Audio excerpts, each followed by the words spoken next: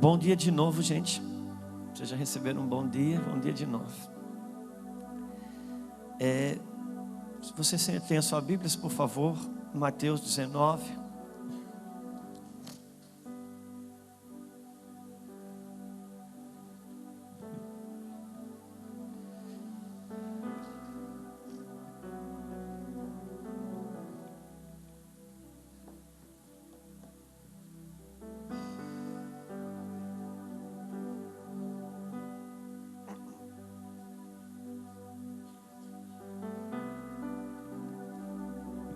Mateus 19 diz assim: E aconteceu que, concluindo Jesus estes discursos,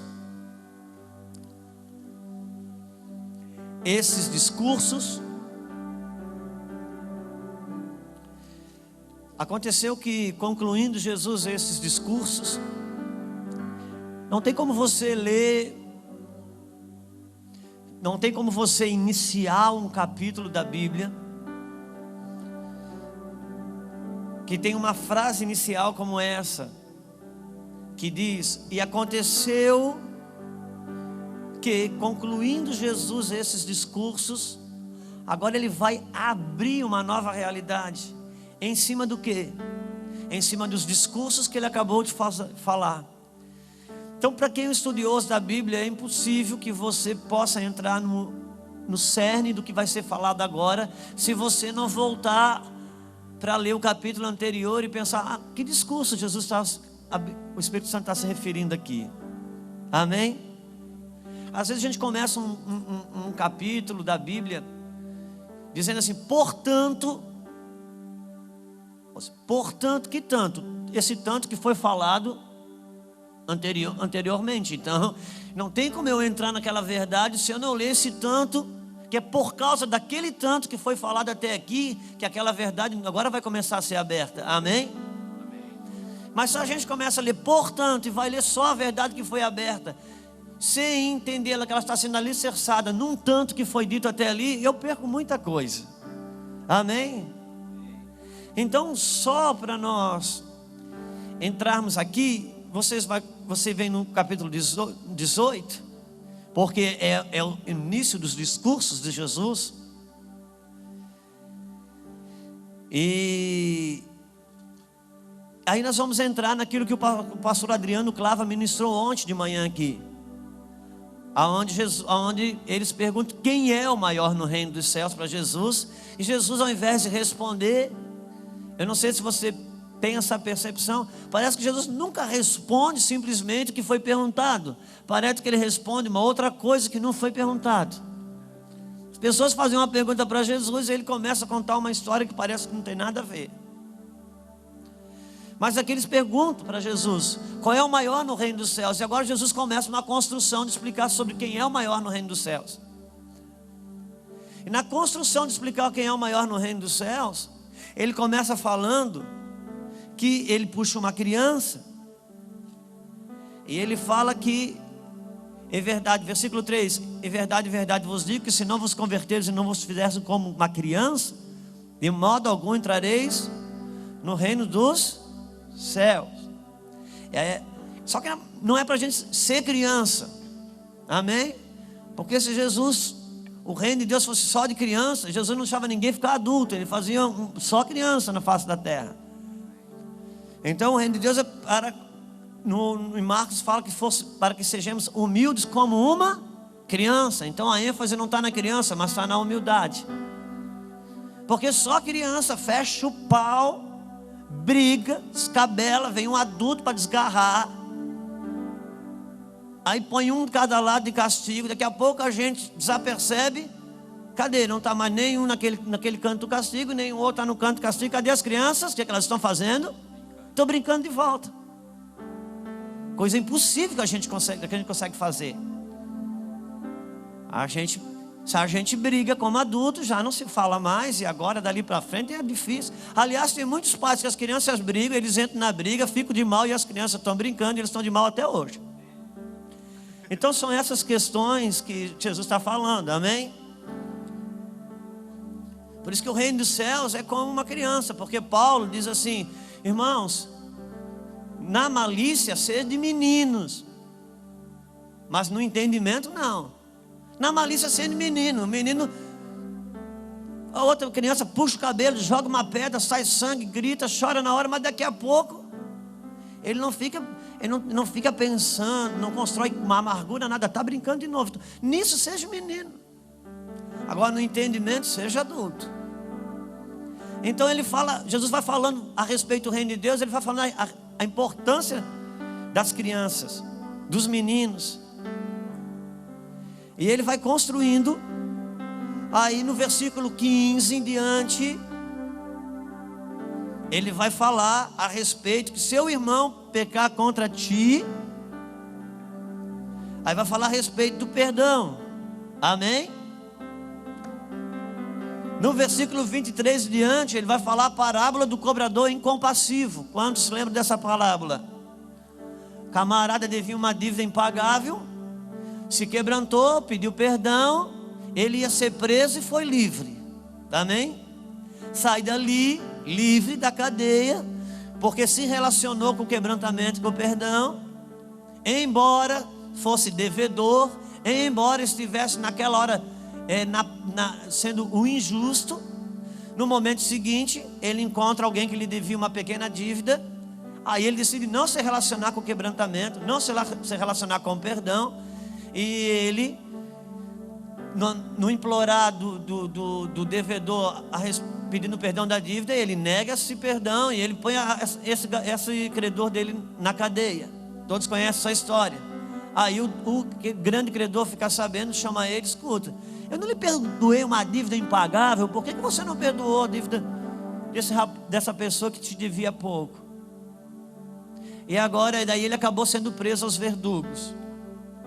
Aí o que chama a minha atenção, o que é? É que no primeiro momento ele estava errado, ele era o injusto, ele era o causador do problema. Só que ele se relacionou com o quebrantamento, com o perdão, e ele foi livre. Amém? No segundo momento ele estava certo, ele era o justo, é ele que estava, o outro era o devedor. Só que se negou a se relacionar com o quebrantamento, com o perdão, e foi preso. Então Jesus está dando um ensino para nós aqui, que o céu não trabalha para mostrar se eu estou certo ou se eu estou errado. O céu trabalha para mostrar, para me fazer livre. Porque no primeiro momento ele estava errado e foi solto, no segundo momento ele estava certo e foi preso. E o céu trabalha para me ser livre. Por isso que eu escolho, eu quero estar certo ou quero ser livre. E você é livre não quando você prova que está certo, você é livre quando você se relaciona com o perdão. E é isso que Jesus está ensinando. E na construção disso, Jesus está sabendo que ele ia ser interrogado a respeito de casamento e divórcio. Então ele constrói toda uma bancada sobre perdão. E vai dar onde isso?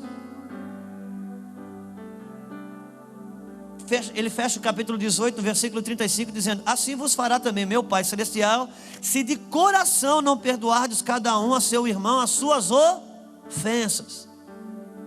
E isso Jesus mostra que hoje, eu e você, nós estamos numa liberdade condicional. Amém? Somos livres numa liberdade condicional. Porque o perdão de Deus nos tornou livres. Mas Jesus fala que se eu não perdoo, eu volto para a cadeia.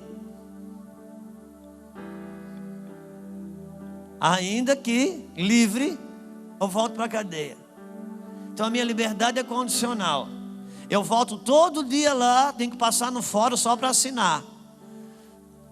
Quantos sabem que nós estamos falando sobre liberdade condicional? Tem um tipo de liberdade condicional que o camarada cumpre uma pena por um tempo, depois ele entra em liberdade condicional. Ele tem que passar todo dia lá no fórum e assinar para dizer que ele está na cidade, que ele está tudo bem, que ele não está por aí fazendo coisa errada.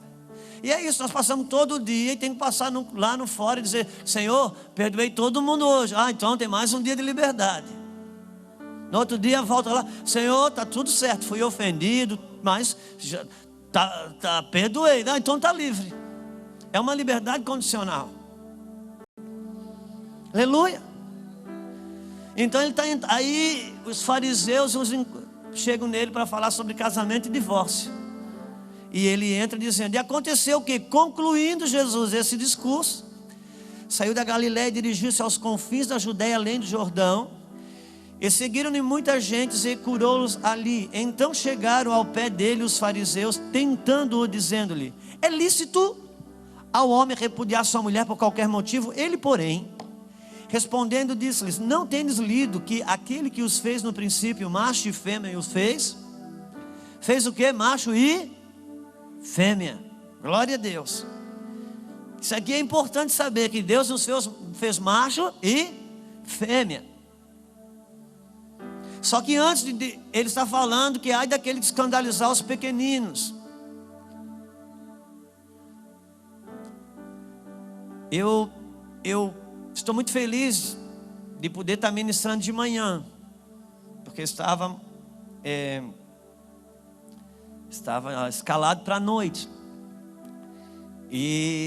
Mas de manhã, ainda que estamos na internet ao vivo e depois o vídeo vai ser editado, mas de manhã parece que a gente tem um sentimento mais restrito, está diante dos alunos da escola que aqui estão, que fizeram a inscrição, que estão aqui, e que eu vejo na maioria deles que são jovens e solteiros. E a gente tem a oportunidade de gerar alguns fundamentos, porque nós falamos em avivamento, só que entenda, não há avivamento sem fundamentos. O grande símbolo da restauração do homem Cristo Jesus no Antigo Testamento está na reconstrução da segunda casa, do segundo templo, aonde a glória da segunda casa seria maior do que a primeira. Amém? Você sabe que a reconstrução do segundo templo está exatamente falando de mim, de você. A primeira construção, derrubada na figura de Nabucodonosor, uma figura de Satanás, fala que essa primeira construção fala de a queda de Adão em mim e em você. A segunda construção, que não veio por aparência, nem o glamour do ouro e da prata que Salomão fez, mas veio na força e no poder de uma palavra, de uma liberação do profeta, que depois de 70 anos fala de uma vida. Então a minha primeira vida, ela caiu em Adão, mas a minha segunda vida, o meu segundo templo é reconstruído em Cristo Jesus. E agora sim, a glória dessa segunda casa, que não fala da aparência, do seu contexto social, se você atende às expectativas desse mundo, a respeito do teu porte físico, os diplomas que você tem, a situação socioeconômica, não, mas é algo que Deus interiorizou dentro de você. Ali tem algo, uma palavra, o Espírito e a palavra, como entrou no ventre de Maria, sem mão humana, e gerou Jesus Cristo. Assim, esse mesmo Espírito, essa mesma palavra, que não é nem de carne nem de sangue, vontade de pai ou de mãe, mas a vontade do céu, gerou em você Cristo Jesus, a esperança da glória. Então essa glória dessa segunda casa, ela é muito maior do que a primeira. Então você vai para Esdras, Neemias, você lê isso de uma forma maravilhosa, amém? Então ela deveria ser objeto de estudo em todo o tempo. E a primeira festa que é feita, a primeira reinauguração que é feita, a primeira grande festa que Deus permite que eles façam, que eles fizessem, foi quando eles terminaram de fazer o fundamento.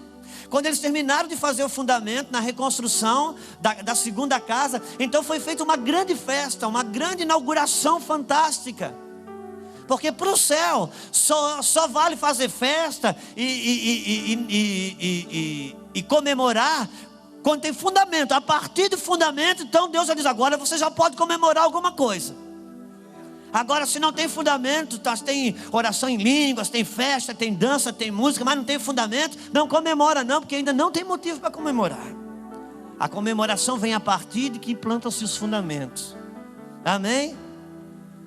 Então, nós temos a oportunidade de, quando estão na frente dos jovens, a gente gerar os fundamentos. E aqui, a gente precisa ter a ousadia de falar coisas que num contexto macro, mais populoso, a gente acaba não falando, não tendo.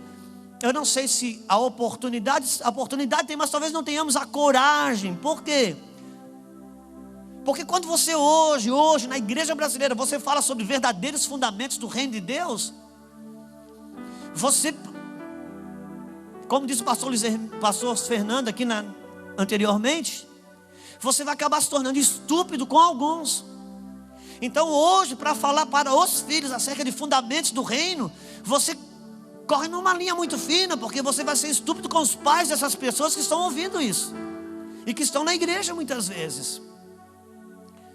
Agora, como diz o pastor Cote, quando você tem uma enfermidade, você trabalha com a cura. Quando você tem uma epidemia, você trabalha com a vacina. E quando nós liberamos algumas palavras de cura para aqueles que já estão aí, nós precisamos construir a vacina para esses jovens que estão aqui, que são vocês. Vocês não precisam ficar trabalhando sempre num plano de restauração, não. Vocês podem estabelecer o reino já e agora e começar saudável. A igreja não deveria fazer festa quando se abre mais uma casa de recuperação. Não, porque mais uma casa de recuperação significa que fizemos as coisas erradas com os nossos filhos.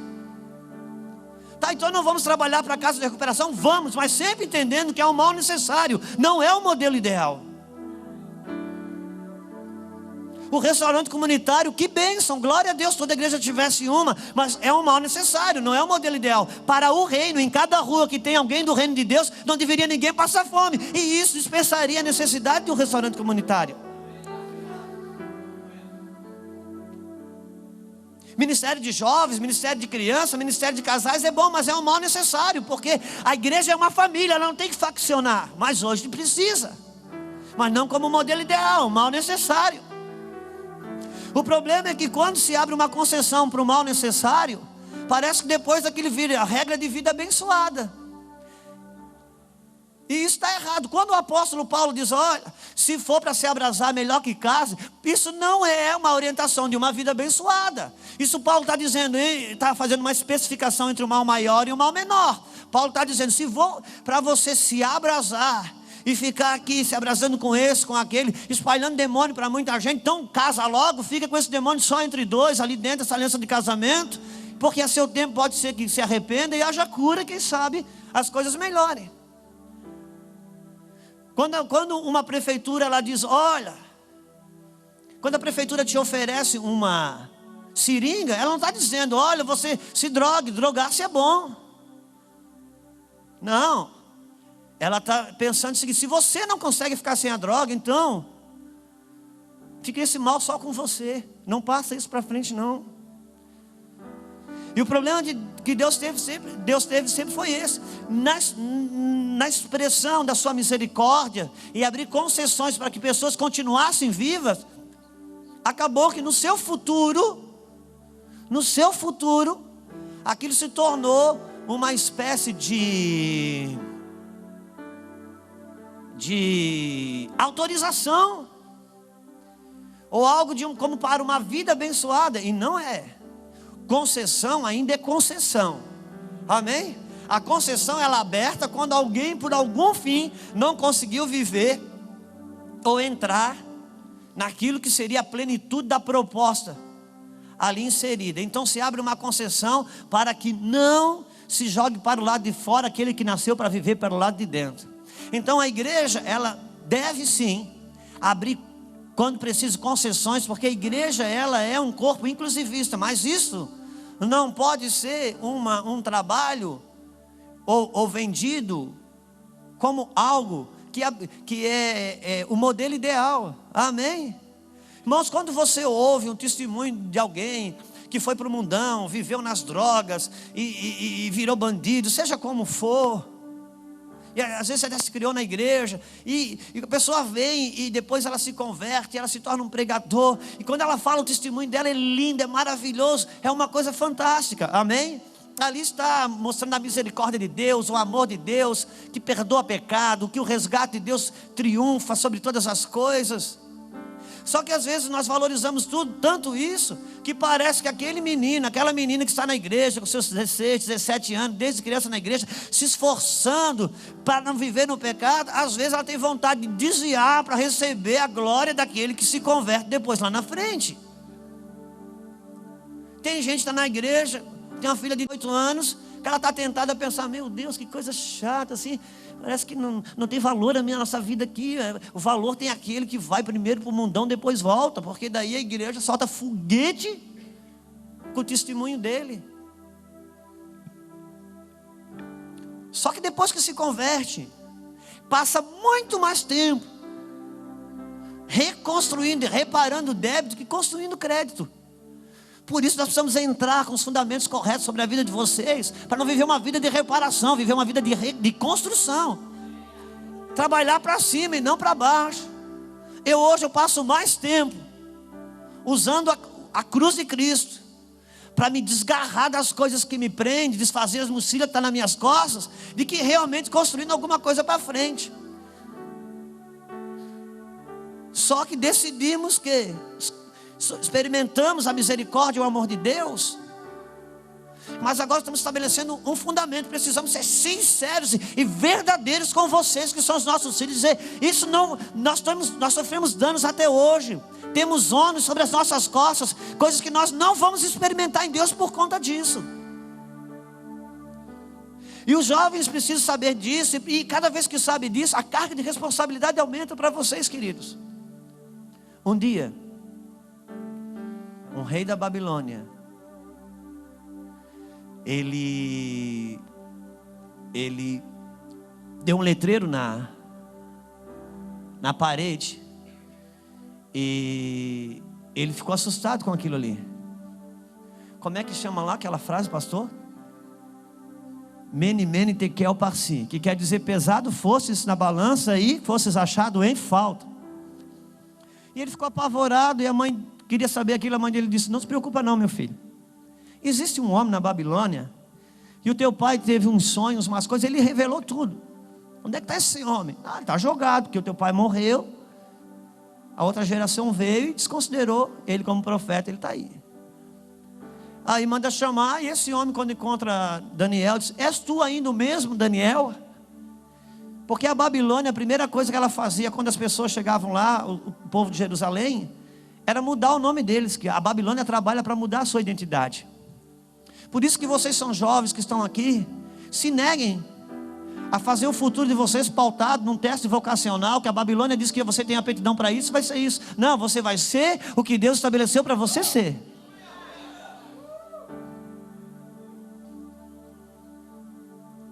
E eles perguntam, e eles olham, e Daniel então lê e diz: ó, meu amigão, eu não tenho boa notícia para você não. Você lembra o seu pai, Nabucodonosor? Lembro. É o seu pai. Deus o enriqueceu, fez ele com um império glorioso. E ele esqueceu que era Deus que tinha lhe dado isso. Ele fez uma estátua para ele, ele quis se tornar Deus. Deus o levou para o chão, e ele se tornou igual um animal, foi para o pasto comer grama, ficou louco. Mas lá, na sua humilhação, lembrou-se de Deus, reconheceu o Deus de Israel como o único Deus, e Deus o restaurou todas as coisas, o reinado. Ele se voltou a se tornar grande porque se arrependeu e voltou a dar a Deus a toda a glória, todo o louvor. E você sabe essa história porque o seu pai lhe contou muitas vezes. Por isso, para você que fez a mesma coisa, para você não tem perdão não, você vai cair. E ali foi o fim dele. Então, essa é a responsabilidade dos nossos filhos. Parece uma palavra de culpa e condenação.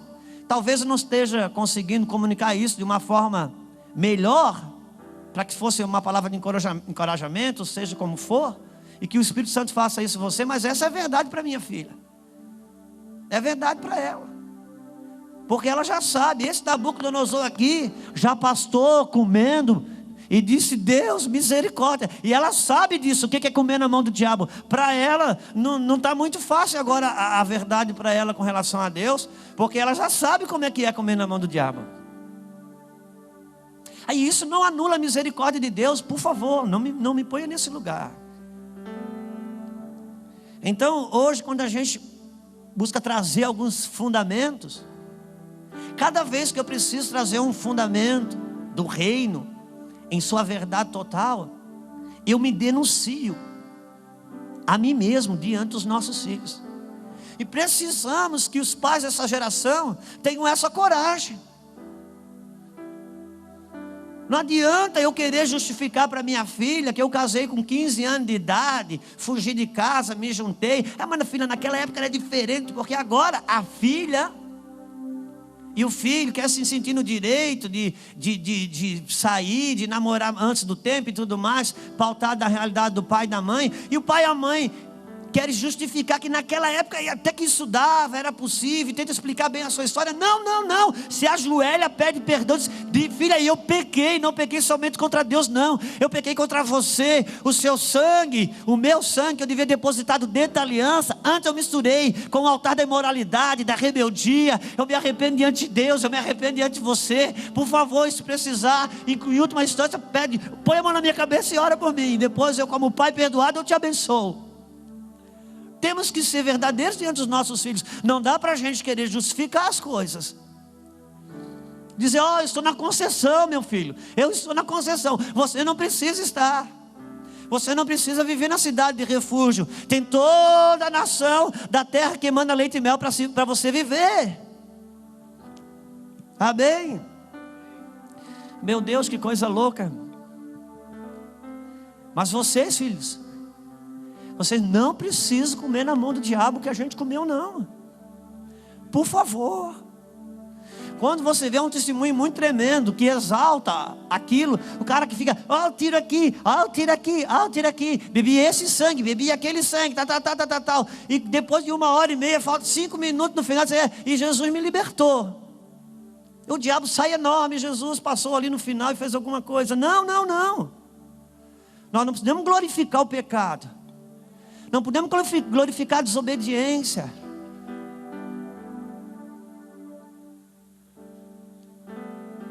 Paulo, aquilo que o mundo julgava bom e bonito, ele disse: ó, é cocô para mim. Imagina aquilo que é abominável. Amém? Para que os nossos filhos se encorajem a viver uma vida diante de Deus e não negociar o valor do reino por nada. Porque se pisar fora da faixa é muito danoso. E esse danoso não tem a ver com Deus, porque Deus não mata. O pecado, a morte é um salário do pecado e não de Deus. Amém? A morte é um salário do pecado, não é um salário de Deus.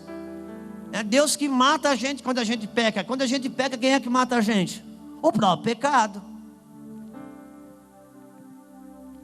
Então a gente precisa restabelecer esses fundamentos do reino. E uma coisa são as expressões de evangelismo. Nós precisamos confessar aqui que hoje tem jovens aqui na minha frente fazendo trabalhos de evangelismos, e cada vez que eles saem para evangelizar, eles voltam para casa vendo o quanto que nós falhamos. Porque ele chega lá para salvar o ímpio e encontra os nossos filhos lá na balada, encontra os nossos filhos no carnaval. É verdade ou não é, Léo? E eles voltam para casa pensando: poxa, quanto tempo perdido. A gente sai, a gente volta com um balaio com 30 peixes, 29 ex-peixe e um que se transformou peixe. Porque nós erramos. Porque nós, como pais, erramos. Quando Deus fala que para Davi, aquilo que você fez escondido, seus filhos farão a luz do dia. E Davi, por incrível que pareça, Davi, ele é uma amostragem. Deus conseguiu fazer com Davi a única pessoa no Antigo Testamento que já viveu as prerrogativas da nova aliança foi Davi. Davi já viveu quase como alguém que tivesse nascido de novo, embora sendo impossível. Foi o único cara que pegou uma tenda e fez algo fora do templo, já entendendo que Deus não estava trabalhando mais com sacrifício. Aquilo ali era só uma didática. Ele disse: eu não vou trabalhar na didática, na sombra das coisas. Eu já entendi a realidade. Ele entrou na adoração, ele fez coisas tremendas. E é tão forte que Davi trabalhou já nas prerrogativas da nova aliança, que quando Davi ele peca com Betseba, e Deus fala: o que teus filhos fizeram, que você fez escondido, teus filhos farão a luz do dia. Mais tarde, os filhos de Davi, eles tinham relações sexuais com as suas concubinas no terraço, à luz do dia, no terraço do palácio. E como Davi vivia as prerrogativas da nova aliança, Davi deitou com Betseba numa cama. Só que na nova aliança, a Bíblia diz que quando você pensa numa mulher de forma impura, você já adulterou. Por isso que os filhos de Davi, eles tinham relações sexuais com as suas concubinas no terraço. Porque embora Davi tenha deitado numa cama com Betseba, mas foi no terraço que ele desejou aquela mulher. Então hoje, quando nós vimos essa geração de jovens aí perdida, eu sei que eles só estão fazendo à luz do dia aquilo que eu fiz escondido. Estão aí se abraçando e se abrasando nas ruas a plena luz do dia, fazendo o que eu fiz dentro do fusquinha, debaixo de um poste com a luz apagada, escondido. É pecado nosso. Quem tem que se arrepender sou eu. Eu não tenho que dizer, vagabundo, não. Se arrepender, porque é filho da minha geração. Então eu preciso entender que se vocês fazem uma escolha, uma decisão de se guardarem desde cedo para o Senhor, vocês serão homens e mulheres com legalidade para pregar esse demônio que atua no jovem, dizer, cala sua boca. Por isso que você precisa entender que Deus é um Deus geracional. Por isso quando fala de ser maior o reino de Deus, Jesus já chama, olha essa criança aqui. Por quê? Porque a criança fala da geração, fala da linhagem. Você precisa entender, um moço desse precisa entender que ele é pai. Nós temos aqui uma menina dessa, que idade você tem? 14 anos. Por que ela se guarda? Eu preciso dizer para ela, você é uma mãe. Você hoje se guarda seu corpo, sua vida, sabe por quê? Porque você é uma mãe. Deus olha para você e vê muitas gerações dentro de você. Quando você tinha 5 anos de idade, Deus olhava para você e via gerações dentro de você. Você não vai casar para ter uma vida santa dentro do casamento, para ter uma linhagem santa. Não, não, não. Você é pai agora, você é mãe agora. Porque Deus é Deus geracional. Deus é o Deus de linhagem geracional. Essa coisa que eu mesmo já preguei, me abomino e peço perdão diante das câmeras, que filho de crente não é crente, isso é uma mentira. Filho de crente é crente, porque a semente sai dentro do fruto. Se o fruto é crente, a semente sai crente. Aliás, pode estar casado com um ímpio. Se um só for crente, a Bíblia já diz, seus filhos são santos. Um só, tendo aliança com Deus, já garante que o filho é santo. Agora imagina se esse fruto, se essa semente, ao transformar-se num fruto, já guarda essa santidade de Deus. Quando Deus falou para Abraão, Abraão, você é pai de nações? Abraão não tinha tido filho ainda. Então Deus vê antes que você já é pai. Então o rebuliço no ventre de Rebeca, Rebeca vai bater uma ultrassom celestial e descobre que tem gêmeos. Sabe o que Deus diz? 2 nações há dentro de ti. Meu Deus, aquelas crianças ainda eram feto, ainda eram informe. E Deus já enxergou naquele embrião uma nação inteira.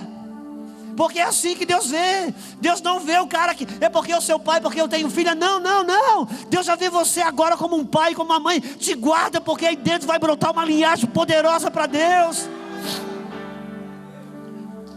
Deus visita Samuel, diz, Samuel, vai na casa de Jessé, porque ele tem guardado um rei para mim.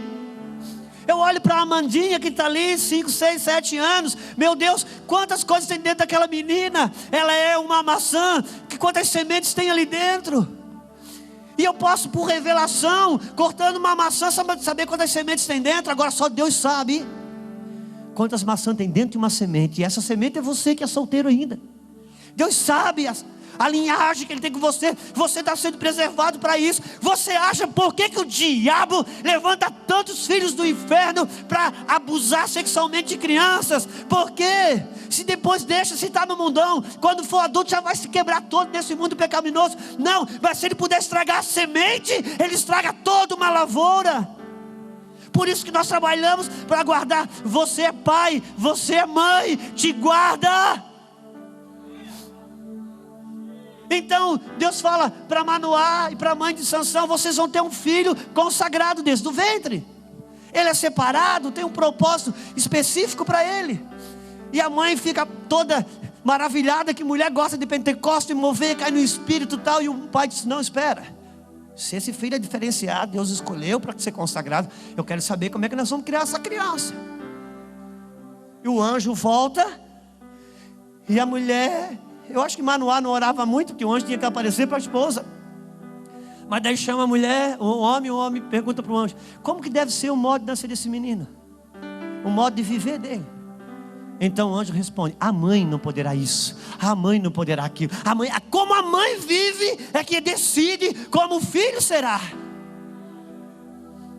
A Bíblia diz de uma forma tão poderosa que Abraão, quando dá o dízimo a Melquisedeque, Hebreus está escrito que Levi, diga comigo, Levi, ele deu os dízimos nos lombos de Abraão, cara. Você sabe o que é isso? Vem cá, Abraão. Vem cá, Abraão, vem cá. Eu te transformei em Abraão agora. Abraão tem uma guerra. Abraão entrou na guerra por causa do seu filho. Porque se você olhar a história de Ló, você vai ver que Ló foi criado como filho de Abraão. Tanto que quando Abraão se separa do pai, Ló vem junto, porque Ló já era filho de Abraão nessas alturas. Então ele vence uma guerra por causa da sua linhagem. E ele encontra Melquisedeque o abençoa com pão e vinho. Não precisa entrar nesse mérito, você já sabe. E ele dá o dízimo de tudo. E Hebreus diz que quando Abraão deu um dízimo só para Melquisedeque, Levi, dentro dos lombos de Abraão, deu o dízimo a Melquisedeque. Quando Abraão deu o dízimo ao Melquisedeque, ele não tinha filho ainda. Não tinha filho. Deus olhou e enxergou dentro de Abraão, enxergou Isaac. Mas olhou mais, enxergou dentro de Isaac, que estava dentro de Abraão, enxergou Jacó. Mas enxergou mais, enxergou dentro de Jacó, que estava dentro de Isaac, que estava dentro de Abraão, enxergou Levi. E enxergou que ali, quando Abraão deu o dízimo, Deus enxergou Levi dando dízimo a ele. E por causa de um dízimo que o tataravô deu para Deus, amanhã Deus fez que o tataraneto, todos os dízimos de Israel inteiro viessem para a família dele. Você tem noção que você pode fazer diante de Deus? Uma coisa que você faz diante de Deus, alinhado com o céu, aquilo pode visitar a tua linhagem para sempre. Abraão, quando você... Meu Deus, eu estou falando para pais, o que é isso, cara? Abraão, obrigado, Abraão. Não, fica aqui, Abraão. Você está de Abraão ainda, fica aqui. Abraão, essa aqui é a terra que eu vou te dar. Anda nela. Porque aonde você pisar a planta dos teus pés, eu darei a tua descendência. Oh meu Deus, obrigado, Abraão. Sabe o que está falando? Você é Sara agora. Você é Abraão agora, com 15 anos, com 16 anos, com 17 anos, você é agora. Sara, pisa essa terra. Abraão, pisa essa terra. Aonde você pisar, cada vez que o pecado lhe bater a porta, você dizer não, você pisa num lugar de santidade, estabelece uma bandeira do reino de Deus. Amanhã, toda essa luta, esforço que você vence hoje, amanhã, sua linhagem vai vir, é dela, é dela, é dela, é dela. Amanhã você vai casar, vai ter crises no casamento, vai ter lutas, tudo vai dizer para você: separa, e você luta, você persevera, permanece ali, busca perdão, quebrantamento. Daqui a pouco Deus vem e você permanece ali. Amanhã seu filho vai casar, e quando o divórcio bater a sua porta, o céu vai dizer: não, Abraão já passou aqui e venceu, a terra da aliança é dele. Você é pai, você é mãe agora. Já se veja como pai, se veja como mãe. Por favor. Então Jesus vem e vem falar sobre, eles falam sobre Jesus, sobre o divórcio. Aí agora Jesus fica, eu fico imaginando Jesus com raiva. E a gente tem que cuidar para não passar uma raiva que não é de Deus. Eu tenho cuidado. Só que eu não consigo, eu sou meio assim. Se eu me sinto meio livre mesmo, daí eu não consigo disfarçar.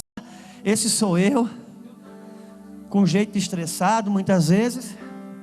Mas diante de Deus, Uma coisa que eu peço, Senhor, não deixa eu machucar o teu povo com a minha machucadura. Mas se é o Senhor que está me usando, é garantido, pode enfiar a faca, porque o Senhor disse: se você faz a ferida, o Senhor sara.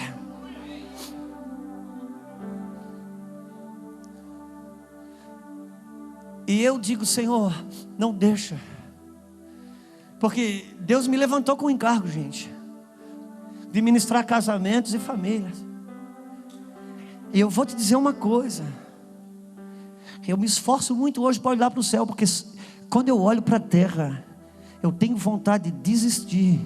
Quando eu olho para o valor que a igreja hoje dá para casamento e família, pelo amor de Deus, cara, não adianta só gravar canção e CD de aliança, não, cara. Você precisa guardar a aliança, principalmente se você se propôs ser uma referência. Eu não me propus a isso, mas você aceitou o chamado, Deus colocou você nesse lugar. Você será um modelo. Você se tornou um modelo. Irmãos, quando Deus escolheu Israel não é melhor que o japonês, não. Deus estava dando um grito sobre a face da terra: eu sempre vou buscar um grupo que se torne um modelo para o restante. E a vara, ela posta diante das ovelhas. As ovelhas vão parir segundo a vara. Se a vara tem uma cor, as ovelhas vão ser reproduzidas numa cor. Se a vara é malhada, vai reproduzir numa malhada. Quando a Bíblia diz, oh meu Deus, quando a Bíblia diz que presbíteros e diáconos sejam o marido de uma só mulher,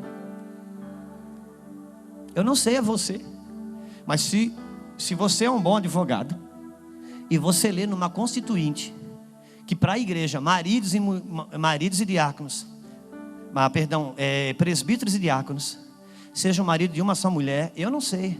Eu sem diploma de advogado, eu entro na justiça e consigo ganhar a causa, dizendo que se a Bíblia diz que para a igreja presbítero e diácono seja marido de uma só mulher, está dizendo que o restante não precisa ser. Porque aqui eu tenho uma palavra para presbítero e diácono, não é ou não é, Rafa? Um bom advogado precisava de muito para chegar num tribunal e dizer: não, eu não sou presbítero, eu não sou diácono, essa palavra não é para mim, tá tranquilo, eu vou ter uma meia dúzia de mulher aí. Pode amarrar mesmo. Mas se no campo do argumento eu estou errado, não estou. Opa, vou falar aqui, é melhor, porque senão é capaz de beber no microfone.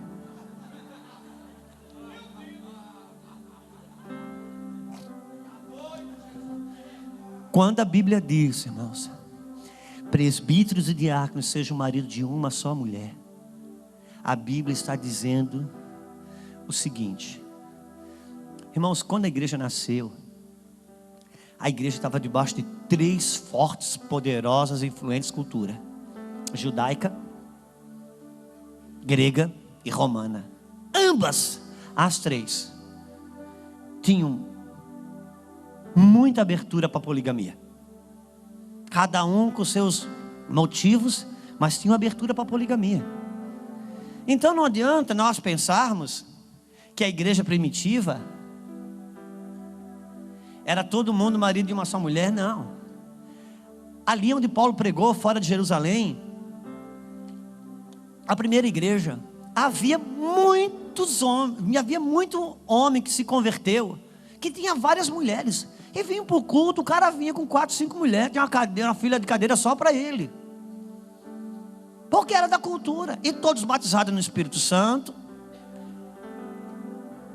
E Paulo olha aquilo e diz: Deus, o padrão da nova aliança não é esse, porque o padrão da nova aliança é o princípio que Deus criou lá no Éden. Jesus fala aqui nesse capítulo, que eu acho que nem vai dar tempo de ler. Ele diz: olha, o princípio de Deus é ali, é Deus tirando de dentro do homem uma mulher, para dar sentimento total de pertencer um ao outro. E isso fala de Cristo e a igreja, e esse é o padrão de uma aliança.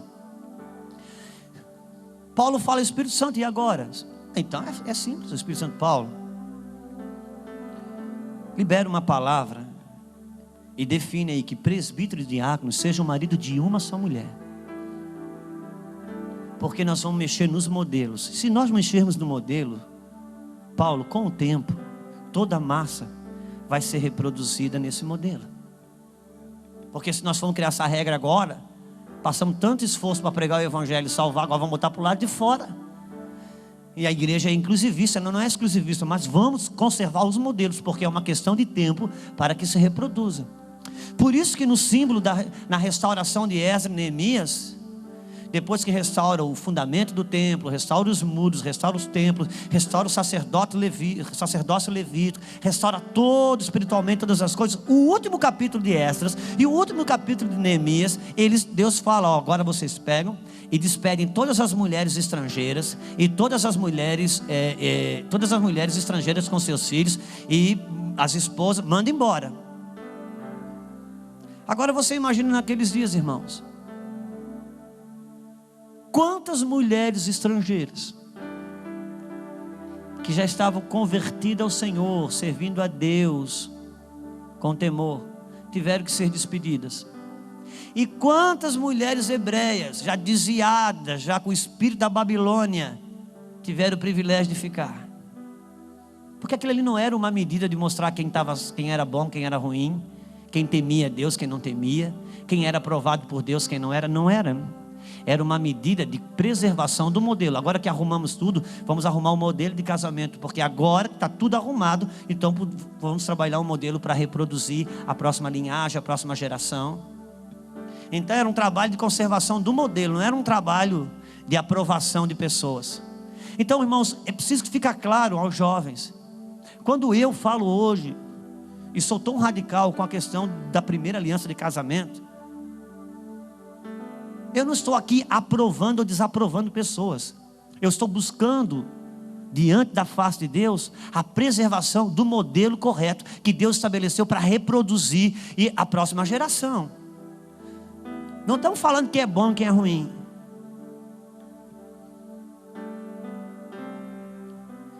Onde é que eu estava, gente? Antes que eu abri essa janela e não consigo mais voltar para o tronco agora. Os modelos. Aí Paulo, Deus, o Espírito Santo fala, Paulo, corrige os modelos. E aconteceu isso. Paulo conseguiu, Deus conseguiu, que com o tempo, gente, toda a igreja concebeu o casamento único. E a família que brota de um pai e de uma mãe. E por muito tempo conseguiu paredes e muros de proteção tremendo para linhagens saudáveis. Porque as ovelhas reproduzem segundo as varas. Ok, passou-se muito tempo, passou-se muitos anos. E é assim que eu enxergo. O diabo fez uma reunião lá no inferno e disse, gente, vamos detonar a igreja. E os demônios, vamos, como é que nós vamos fazer? Nós precisamos acabar com as famílias. Como que nós vamos fazer? É fácil. Vamos mexer nos modelos. O que o Espírito Santo fez, nós vamos fazer igual. O diabo não trabalha com as armas dele. O diabo trabalha com as armas de Deus, mudando a chave ao contrário. O próprio, não sei se foi o pastor Júnior que falou ontem aqui sobre o levantar da Torre de Babel. A Torre de Babel levantou e não havia quem parasse. Por quê? Por causa da unidade. Amém? A unidade é um princípio de Deus que estabelece sustentabilidade no crescimento. O diabo pegou aquilo, usou o lado ao contrário. A mesma habilidade de um hacker que faz o vírus é aquele que faz o programa de antivírus. Amém? A habilidade é a mesma. A mulher tola e a mulher sábia, ela mora dentro de uma mulher só. Ela qual o botão que ela aperta. Se ela liga a tola trabalha. Se ela liga a sábia trabalha. Porque o poder e a habilidade é a mesma. Ela só pode jogar para lá ou para cá. Então o diabo tem uma estratégia. Vamos mexer nos modelos. Porque mexendo nos modelos. Então hoje, cada vez que um modelo separa e casa de novo, aqueles casais que estão na igreja, lutando para manter o casamento, já não tem mais nenhum motivo para estar casado, estão só entendendo que o propósito de Deus, a aliança que deve ser guardada para a preservação da sua linhagem. Quando ela vê uma vara, um modelo se destruindo, ela se sente habilitada. Aí começa o desmanche. E hoje nós não temos mais família na igreja, nós temos uma coxa de retalhos. Nós temos fragmentos de construções, tentando se remontar numa nova construção familiar com as mesmas bases erradas que os trouxeram até ali. Por isso que nós temos muito.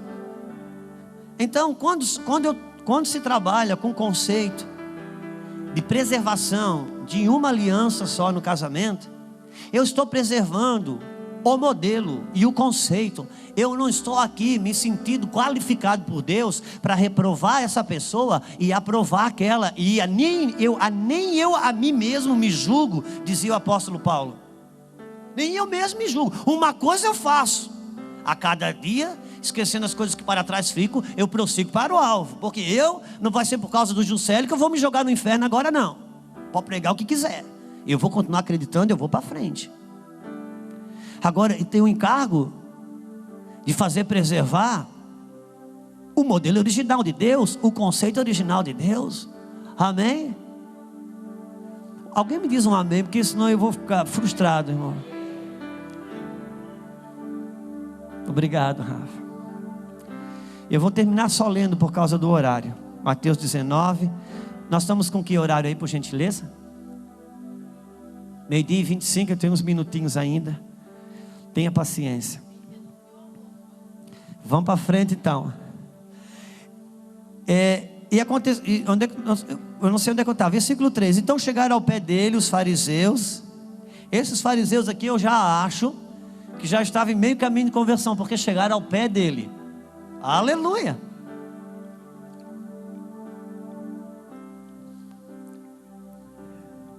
Você sabe que uma das coisas lindas de Jesus é que quando ele diz que o reino de Deus está dentro de vós, ele estava falando para os fariseus. Meu Deus, só Jesus consegue enxergar o reino de Deus dentro de um fariseu.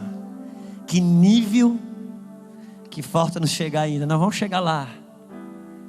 Nós vamos chegar lá, de enxergar o reino até dentro de um fariseu. Porque daí a gente vai enxergar dentro de nós também. Aleluia. Então chegaram ao pé dele os fariseus tentando, dizendo: é lícito ao homem repudiar sua mulher por qualquer motivo? Ele respondendo disse-lhes: não tendes lido que aquele que os fez no princípio macho e fêmea os fez? E foi por causa daqui que nós abrimos uma palavra sobre linhagem geracional. Porque Deus fez macho e fêmea, não fez homem e mulher. Quando nasce um bebê, nasce com o sexo pronto, não nasce com a sexualidade pronta. É por isso que nós precisamos trazer estabelecimento correto de um conceito de aliança para esses jovens que estão aqui, para que quando casem, dê prioridade para o casamento e para a sua linhagem. Por quê? Porque um bebê nasce com o sexo pronto, mas não nasce com a sexualidade pronta. E se não bastasse, aquele que nasce macho ainda nasce com hormônio feminino, e aquele que nasce fêmea nasce com hormônios masculinos. Então, quando você tiver um bebezinho, saiba que se o bebezinho você olhou, se brotou, é macho. Se rachou a terrinha, é fêmea. Aí se rachou a terrinha, você diz: eu tenho nas minhas mãos uma fêmea. O sexo está pronto, está concluído. Deus já escolheu a orientação sexual dele. Não é ele que vai escolher, não. Porque se a mecânica já está pronta, não adianta querer inventar outra dinâmica. Não tem bebê flex. Se Deus fez a mecânica, a gasolina, vai andar a gasolina. Se fez a álcool, vai andar a álcool, meu irmão. Agora, cabe o pai e a mãe, quando tem um bebê macho, construir um homem dentro dele. E aquele que tem um bebê fêmea, construir uma mulher dentro dele. Agora, eu vejo mulheres na igreja, às vezes passo 15, estéreo, passo 5, 10, 15 anos.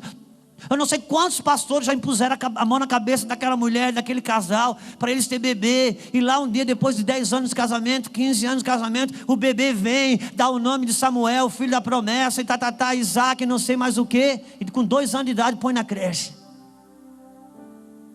Aí eu não dou conta disso, meu irmão. Orou tanto para ter o filho, para a creche construir dentro dele aquilo que Deus colocou dentro da sua vida, para implantar dentro daquela criança. Aquela criança é a sua continuidade. Por que você morre, mas não acaba? Você continua na vida do seu filho, da sua filha. Então, por favor, essas jovens que vêm aqui, estão aí, se negue a ser uma menina moderna, se negue a ser uma mulher moderna, seja uma mulher virtuosa. Ah, meu Deus, que eu queria tempo para falar sobre isso. A carta de Tito, capítulo 2, abre-se assim. Paulo escrevendo: por isso enviei a Tito para pôr em ordem o que ainda resta. Capítulo 1. Estabelecendo de cidade em cidade presbíteros. Sabe o que Paulo estava dizendo? Eu, Paulo, passei por toda a Ásia pregando, e nasceram várias igrejas debaixo do poder de Deus, com glória, unção, profecia. Era um Pentecoste puro. Só que ainda não tinha o Novo Testamento, não tinha as cartas doutrinárias, não tinha embasamento. As pessoas brotavam pelo poder do Espírito. Eu sei que é isso. Eu nasci de novo no Espírito Santo e me movi nos dons do Espírito Santo, como poucas pessoas se movem dentro do meio evangélico. Isso acontece dentro da renovação carismática católica, só que sem fundamento bíblico. É só festa, mas Deus no céu não inaugura nada, porque não tem fundamento. E é isso. Aquilo logo virou uma bagunça. Pentecostal sem Bíblia, você sabe, ele profetiza, casa esse com aquele, separa aquele, é uma coisa louca. Vai nesses montes de oração aí que você vê. Agora, eles, onde é que eu estava? Eu acho que quando eu falo que eu não devo falar, Deus tira eu da linha. Tito, estabelece título de cidade a cidade para pôr em ordem o que ainda resta, irmão. Sabe o que Paulo, quando recebeu o retorno, disse: meu Deus, virou bagunça. É só xarabacaia. Os mais espirituais são aqueles que têm algum estilo diferente, fundamento não tem. Então levanta presbíteros de cidade em cidade. E quando você vê os requisitos de um presbítero, não fala sobre dons, porque dons é uma inerência daquele que nasceu de novo e tem os valores do Espírito dentro de si. Só precisa ser ativado mesmo. Mas o currículo, os requisitos eram de caráter. Isso no capítulo 1. Capítulo 2, Paulo ainda está colocando em ordem o que ainda resta. E agora ele larga de falar com os homens, vai falar com as mulheres. No capítulo 2 ele diz: e as mulheres, a Bíblia, algumas traduções diz mais velhas. Eu não gosto disso porque dá ideia de cronologia. As mulheres maduras ensinarão as mais novas a serem boas donas de casas, a amar os seus maridos e os seus filhos, para colocar em ordem o que ainda resta. E está aqui a construção da solidez de uma igreja. Então hoje nós vemos mulheres poderosas, mas eu não vejo mais as maduras e as mais velhas ensinando essas meninas que estão aqui a serem boas donas de casas, amarem os seus maridos, amarem os seus filhos. Não tem. Quantas mulheres estão discipulando vocês acerca disso? Eu já falo inglês, sabe tudo sobre informática, sabe tudo sobre tantas coisas, mas entro numa casa despreparada, e aquilo que põe em ordem a vida da igreja está fora, não temos mais. Portanto, e ainda tem uma cultura externa, primeiro, que está discipulando as nossas crianças, nossos jovens debaixo de um mundo erotizado. Segundo, totalmente preparada para o mercado de trabalho. Cara, olha para o reino, as filhas de Sara, que Pedro reclama elas lá na frente, boas donas de casas, amando os maridos e amando os filhos. Agora isso parece uma agressão quando eu falo isso para uma garota de 15 anos, de 18 anos. Por quê? Porque estão embriagadas com o vinho da Babilônia. Contudo, eu quero dizer que você não é um vaso e um utensílio da Babilônia. Você é um utensílio sagrado do Senhor. Você não vai servir vinho da Babilônia. Você é uma reconstrutora dos muros de Jerusalém que estão caídos, que nós derrubamos. Portanto, se interesse sobre a vida de uma casa, sobre como cuidar do seu marido. Não tenha isso como uma afronta, como uma ofensa. Por favor, mergulhe no reino, você vai saber que isso é uma verdade. Pegue a Bíblia, ou então rasgue ela. Tem uma pergunta na Bíblia Sagrada, que eu acho que Deus não permitiu que aquilo fosse uma afirmação, deixou como uma pergunta, para só quem pensa se liga. Na Bíblia, quando tem pergunta, é quem pensa é que encontra uma resposta para aquilo. Então Paulo faz uma pergunta só para quem lê e pensa. Poderá um homem que não governa bem a sua própria casa governar a casa de Deus? Ponto de interrogação. Só para quem pensa. Isso é só para quem pensa. O restante é para que lendo não entendam, ouvindo não ouçam, vendo não enxergam. Pensa, só pensa. Poderá um homem que não governa bem a sua casa governar a casa de Deus? Poderá um homem que não governa bem a sua casa governar a sua vida espiritual? É isso. Mas eu não quero pensar no seu lugar, não. Eu quero que você pense.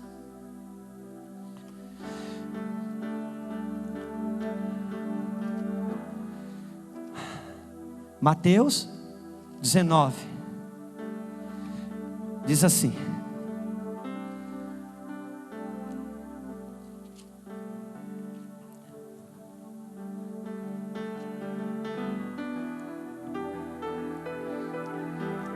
por favor, mãezinha, olha aqui para mim, mãezinha. Você é mãe.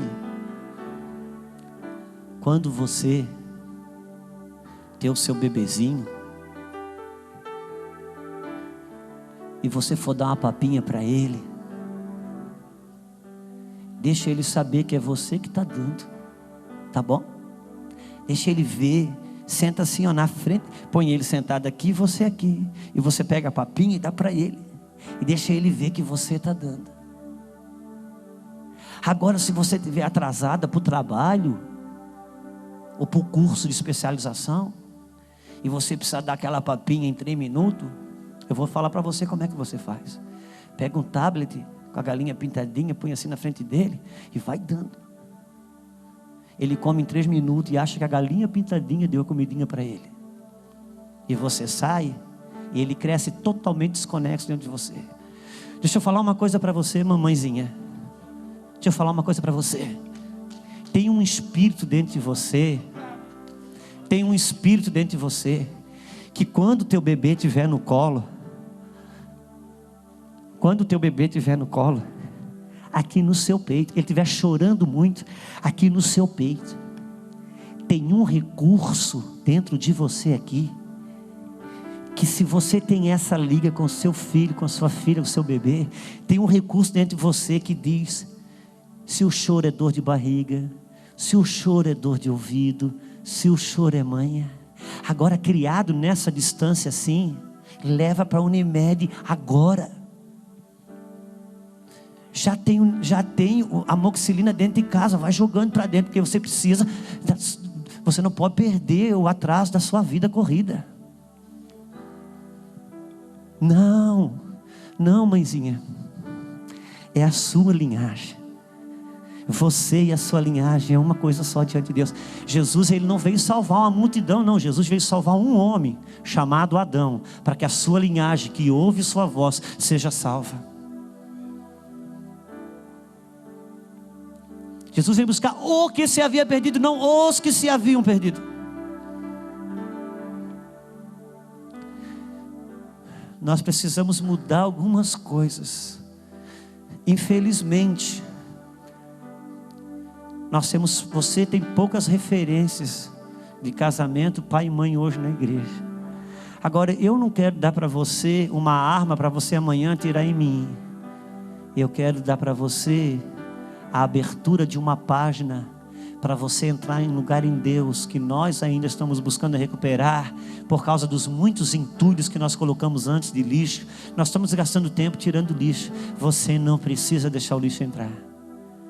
Você pode começar desde já e construir muitas coisas tremendas em Deus. Muitas coisas tremendas em Deus. Eu não vou ler mais, porque eu já estou vendo que eu não consigo.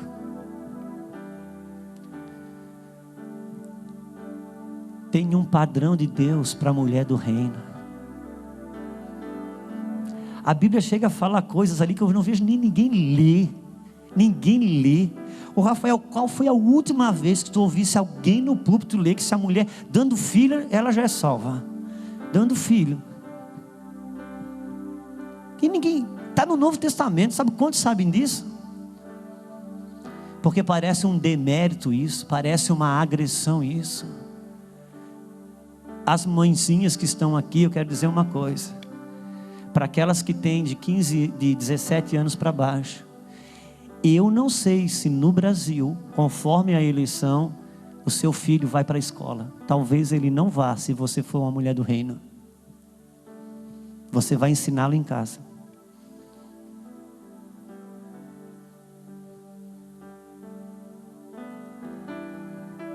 Agora, claro, nós estamos falando do reino que não é desse mundo. Que não é desse mundo. E que é tremendo. E que é inabalável.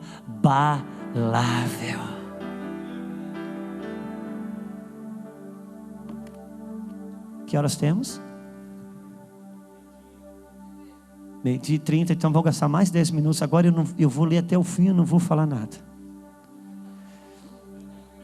Versículo 5. E disse: portanto deixará o homem pai e mãe, se unirá a sua mulher, e ser-lhe-ão uma só carne, os dois numa só carne. Assim não são mais dois, mas uma só carne. Portanto, o que Deus ajuntou, não separe o homem. Quando a Bíblia diz que o que Deus ajuntou, não separe o homem, não tenha uma ideia simplista que Deus uniu um homem a uma mulher só. Deus uniu o estado da aliança de matrimônio. Quando uma mulher e um homem decidem se unir-se numa só carne, eles entram nesse lugar. Deus uniu um estado de aliança. Quando eles entram lá, e quer eles queiram, quer eles não queiram, eles são uma só carne. Amanhã separa e vai buscar outro casamento. Física e geograficamente, vai só ele ou vai só ela. Mas espiritualmente vai muita coisa junto.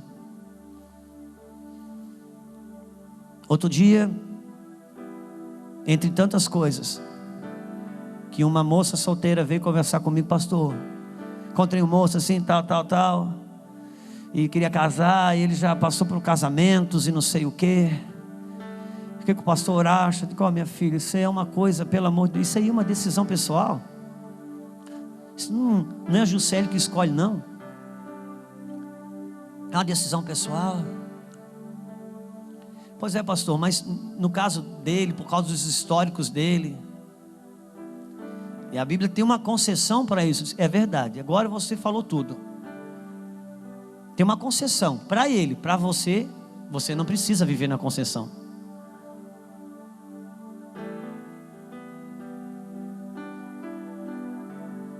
Viver na concessão, para quê? Se pode, vai ter uma casa de praia, constrói uma casa na frente da praia, faz uma piscina e só pode na piscina, não pode na praia? Para quê? Deixa isso para aquele que não tem outra opção. Agora, se você tem a opção de viver no todo, para que viver na concessão? Por favor, ao menos pense. Mas o Senhor confirmou, pastor, no meu coração. Aí essa hora eu pergunto entre mim: o que você veio fazer aqui? A pessoa chega para mim: pastor, Deus falou comigo que esse cara é meu, esse moço é meu, Deus deu ele para mim. O que o pastor acha? Eu digo: olha, essa hora eu me sinto acima de Deus, essa hora. Porque Deus falou uma coisa para a pessoa e Ele quer saber o que eu acho. Eu digo: eu acho que Deus fez isso sem me consultar.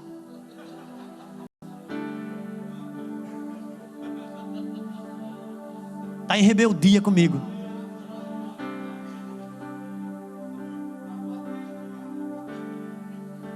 Não, meu irmão.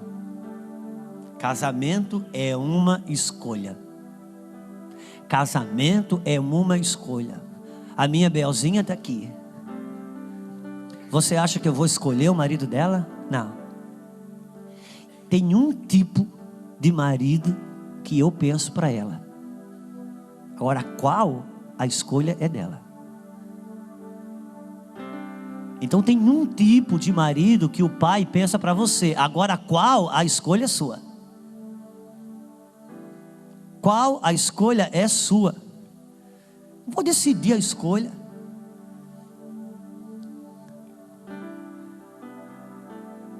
Agora, cara, se o camarada não puder ser um líder espiritual na tua vida,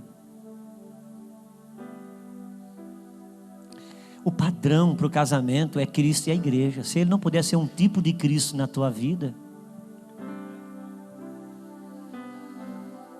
casar para ter que discipular amanhã? Não, né? Agora o biotipo, estereótipo, isso não é um problema para mim. Então não se trata disso, amém? Casamento é uma escolha. Porque se Deus escolheu o José para Maria, escolheu a Maria para o José, e aí se casa, amanhã dá problema, quem é o culpado? Primeiro casamento no pecado, já tentaram culpar Deus. Quando acharam que era demais, não, então tá bom, o culpado é o diabo. Não, casamento é uma escolha. E um filho que anda em conexão com o pai, ele vai dar uma olhadinha para cima, ele vai olhar para o semblante do pai, ver se o pai diz, não, tá legal, ou não tá legal. Versículo 7. Disseram eles, então, por que mandou Moisés lhe dar carta de divórcio e repudiá-la? Disse-lhe Moisés, por causa da dureza do vosso coração vos permitiu repudiar vossas mulheres, mas ao princípio não foi assim. Eu vos digo, porém, qualquer que repudiar sua mulher, não sendo por causa de prostituição, e casar-se com outra, comete adultério. E o que casar com a repudiada também comete adultério.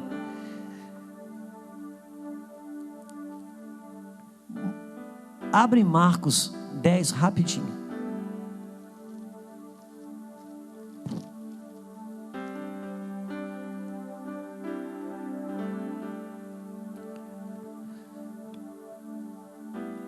Em Marcos 10, Marcos relata o mesmo assunto. Marcos está relatando o mesmo encontro. Marcos está relatando a mesma situação. Só que Marcos deixa transparecer uma coisa aqui que Mateus não falou. Versículo 8. E serão os dois numa só carne, e assim já não serão dois, mas uma só carne. 9. Portanto, que Deus ajuntou, não separe o homem. E em casa, tornar os discípulos a interrogá-los acerca disso mesmo. Está escrito isso no seu versículo 10? Pode voltar para Mateus 19. Então, você vê que o assunto foi tão intenso, que quando chegaram em casa, eles foram interrogar Jesus a respeito disso. Agora, escrito isso aqui, você lê tudo em 4, 5 versículos, parece que foi uma conversa de 5 minutos, não parece? Só que não foi assim. E em casa, o negócio foi tão pesado que eles tentaram interrogar Jesus de novo. Jesus explicou. Versículo 19. Quando Jesus explica, versículo 8, no capítulo 19, perdão, no versículo 8, disse Moisés, por causa da dureza do vosso coração vos permitiu repudiar as vossas mulheres. Então, dureza de coração. Versículo 10. Disseram-lhe seus discípulos, se é a condição do homem relativamente à mulher, o que acontece? Não convém casar. Por favor, entenda. Para pensar que aquilo que Jesus falou e que não está escrito ali, e que Jesus não deixou escrever, exatamente para que a gente não tivesse a mesma conclusão que os discípulos tiveram. Eles tiveram uma conclusão, e a conclusão deles qual foi? Não, se é assim a condição do homem relativamente à mulher, então não convém casar. Em outras palavras, que eu imagino que foi Pedro que disse isso, porque Pedro era o cara que largava na frente as opiniões. Pedro olha para trás para a turma e disse, gente, olha, quem casou, casou. Quem não casou, esquece. Por isso que Jesus não deixou escrever o que estava, para a gente não ter essa mesma conclusão errada, indo contra o princípio do crescer e multiplicar. Mas é então interessante que o apóstolo Paulo, quando escreve a igreja de Coríntios, também é um incentivador do não casamento. Hein, Rafa? Você já deve ter percebido isso também. Ele é um incentivador do não casamento, indo contra um princípio de Deus nas Escrituras Sagradas. Só que nós entendemos que a igreja do a carta aos Coríntios é uma carta muito circunstancial. Paulo está tentando consertar uma igreja muito avivada, mais carnal. E Paulo chega e diz: gente, do jeito que está a igreja aqui nessa cidade hoje, nesse tempo, com essa cultura, com essa carnalidade, com essa meninice, se depender de mim, Paulo, quem está solteiro não casa. Até as viúvas